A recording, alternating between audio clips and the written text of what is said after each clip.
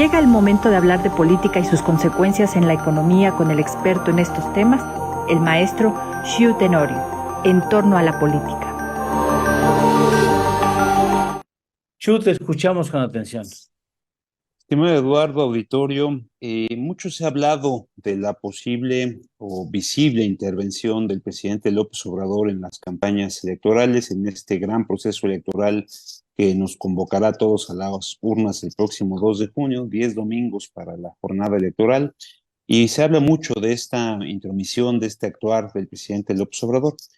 Yo lo dividiría en tres partes. Por un lado, hay una serie de actividades del presidente López Obrador que están provocando quejas o denuncias de la oposición debido a que está ocupando espacios o se interpreta que podría estar haciendo uso de recursos públicos.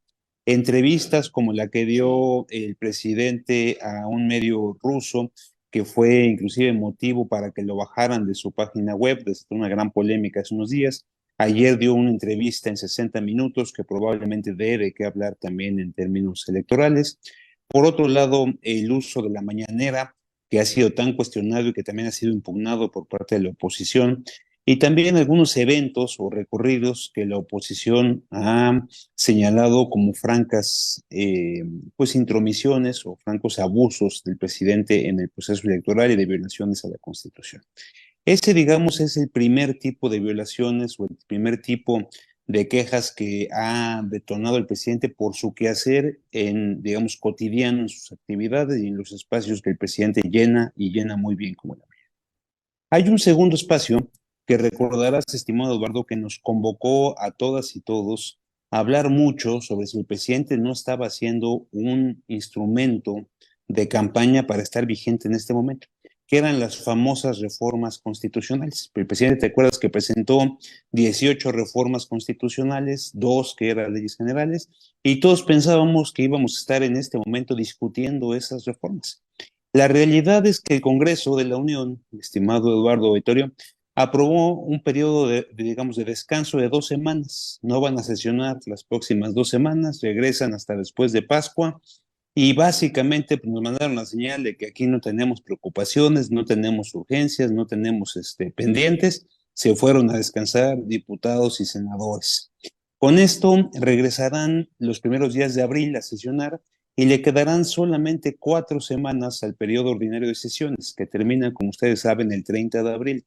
Se ve muy difícil que en 4 semanas el presidente y el Congreso de la Unión, particularmente los partidos que lo acompañan, Morena, PT Verde, puedan lograr una discusión profunda de alguna de esas reformas constitucionales que presentó el presidente. Parecería que con esto lo que quiere el presidente es más bien apostar lo que se conoció como el plan C, es decir, pedir los votos para lograr las 2/3 partes del Pleno de la Cámara de Diputados y del Senado, que no nos dio tiempo de platicar aquí la semana pasada la encuesta de Reforma, porque se publicó el martes, no el lunes, pero la encuesta de Reforma que fue tan polémica por los datos que presentó, Reforma sí pone a Morena y a sus aliados cerca de esa mayoría constitucional. Entonces, podría ser que el presidente simplemente diga, pues las guardamos para septiembre y en septiembre las desempolvamos y las volvemos a presentar y las volvemos a aprobar. Sin embargo, estimado Eduardo, esta semana el presidente tomó algunas decisiones que me parece que sí pueden influir en la campaña y que sí pueden afectar a Claudia Sheinbaum, a su candidata. Temas importantes que el presidente está moviendo piezas, en los que está moviendo piezas, en los que está actuando y que sí pueden tener implicaciones para quien hoy es la candidata presidencial de Morena y aliados. Me explico. Eh, Decíamos antes de la pausa que los hechos ocurridos en Sinaloa llamaron la atención. O sea, se habla de 66 personas levantadas, lo cual es un hecho inédito. Declaraciones de los secretarios de seguridad, de los responsables, un poco vagas, contribuyendo a la desinformación. Afortunadamente parece que la mayoría de las personas han sido liberadas sin ningún tipo de daño o ningún tipo de afectación física, pero no fue la única entidad donde se vivieron problemas, estimado Eduardo. Lo que está sucediendo en Campeche, que ha provocado movilizaciones importantes. Todavía el día de ayer, anoche, hubo una gran manifestación en este estado del sur del país, lo que está pasando en Veracruz, lo que está pasando en Sonora, que tienen hoy, digamos, pues un panorama de inseguridad e ingobernabilidad que lleva a columnistas como Mario Maldonado, que hoy dice que se está viviendo un problema de ingobernabilidad en varias entidades federativas que están en manos de Morena. Entonces, aquí hay un tema que si el presidente no ataja rápido y no toma decisiones, por supuesto no mencioné Guerrero, que es otro de los estados que ya Sí. tiene varios días en esta circunstancia, claramente, pues esta inestabilidad que se está viviendo en varias entidades, sin duda puede llevar a un voto de castigo contra Morena y sus aliados, que es justo la hipótesis del día de hoy de Mario Maldonado en su columna del Universal. Por otro lado, en un hecho, pues para pocos comprensible, yo diría que inexplicable, el presidente de la República revive a un personaje la semana pasada que le va a causar muchos problemas a Claudia Sheinbaum. Revive a Hugo López Gatell. Ya sabíamos que pues, no se había ido del todo, que estaba participando en algunas reuniones, nadie se explicaba por qué salía en fotografías con el Gabinete de Salud, nadie se explicaba por qué seguía de alguna manera yendo a Palacio Nacional, porque recordarán que el subsecretario López Gatell renuncia para buscar primero la candidatura a la jefatura de gobierno de la ciudad, un proceso que pasó con más pena que gloria, no logró, digamos, nunca articular ningún esfuerzo serio. Después se habló que podía ser senador, se habló que podía ser diputado federal, que podía encabezar la Comisión de Salud en la próxima legislatura. La realidad es que, por lo menos lo que trascendió, es que lo único que le ofrecieron fue encabezar la alcaldía de Coyoacán, cosa que le pareció poca cosa y decidió no aceptarla. Y después lo perdimos de la escena pública, pero esta semana el presidente López Obrador lo nombra asesor del presidente en temas de salud. Por ahí le pusieron una columna la semana pasada, el ministro sin cartera.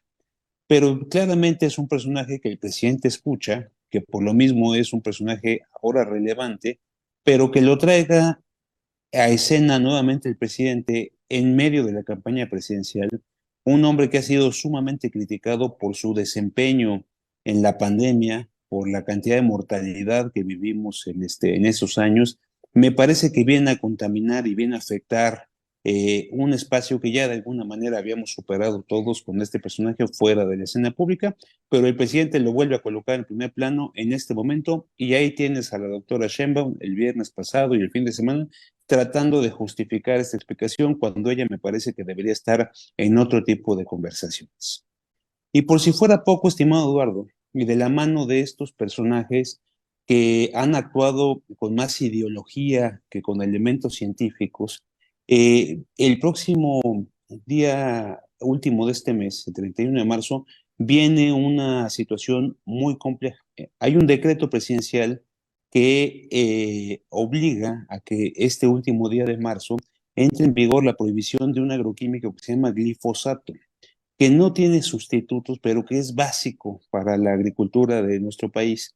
Si ustedes ven hoy la primera plana del Reforma, el Reforma dimensiona correctamente esta situación, está en primera plana hoy en el diario Reforma, y claramente dice que esta prohibición, que viene pues de alguna manera impulsada parece que lo que era el CONACYT, su director Álvarez Bulles, quien está diciendo que es necesario llevar a fondo esta prohibición, con más ideología que realmente con sustento, está a punto de meter al campo mexicano en una problemática más compleja de la que por sí estamos viviendo con sequía, con otros fenómenos naturales, por supuesto la inseguridad que se vive y puede afectar al campo en un momento en el que me parece que la doctora Sheinbaum y sus digamos, a quienes la acompañan en campaña, requieren alianzas, no requieren que se les siga afectando desde el gobierno.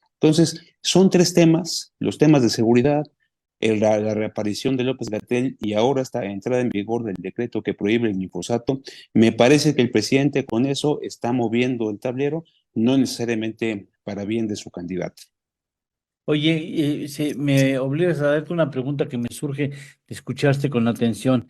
¿Quién nombraría gabinete si Claudia triunfa? El presidente tenía le ha puesto los temas, le ha puesto ahí las iniciativas mal hechas, mal construidas, con la esperanza de tener dos terceras partes del Congreso, pero ya le puso los temas, ya le puso, ya le redujo, le hizo más delgada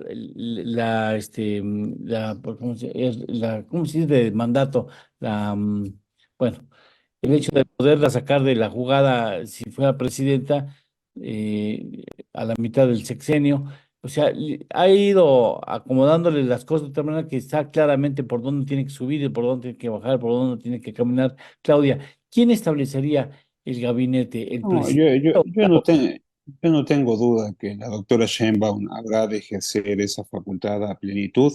Hoy, por ejemplo, en estos temas de los que estamos hablando, en el tema de seguridad, por ejemplo, está dentro de su equipo de campaña, está liderado por Omar García Harfuch, que tiene una visión completamente distinta de lo que ha hecho el presidente de la República y probablemente parte de que no lo dejaran llegar a la candidatura, a la Pues jefatura de está gobierno, ahí. tiene que ver con esas diferencias.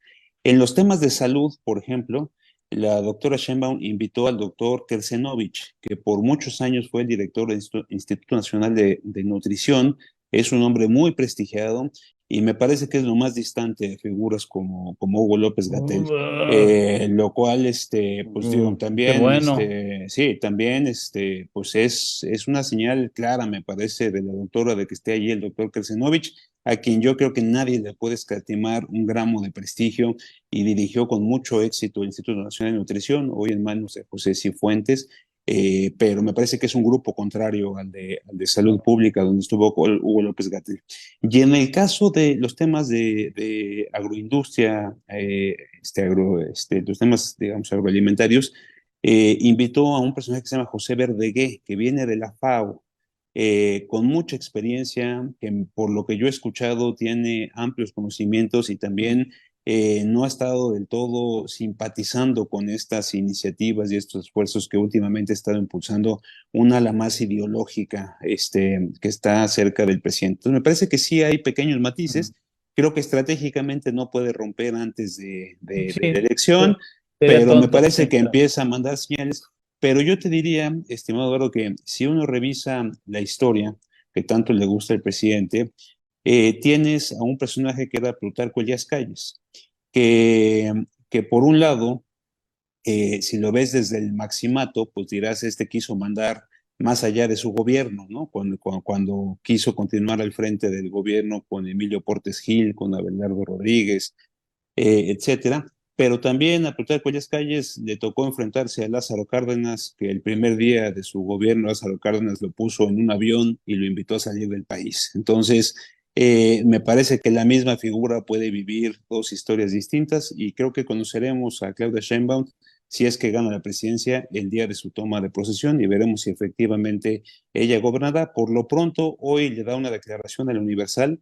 Si revisan la primera plana del Universal, es una frase que me parece pues, que resume lo que está pensando Claudia Sheinbaum, que dice básicamente no habrá teléfono rojo de Palacio Nacional a Palenque, ¿no? Como diciendo que claramente no habrá comunicación entre ambos en caso de ganar la presidencia. Así las cosas, estimado Bien. Eduardo. Pues bueno, ya le daremos atención en otro momento de la semana al tema político y ya después quedamos cuando vienes en torno a la política, elecciones 2024. Te agradezco mucho, como siempre, tu colaboración y tu muy acertada apreciación de los asuntos. Muchas gracias, Shu. Encantado y buena semana. Muchas gracias. Gracias. Después de una pausa.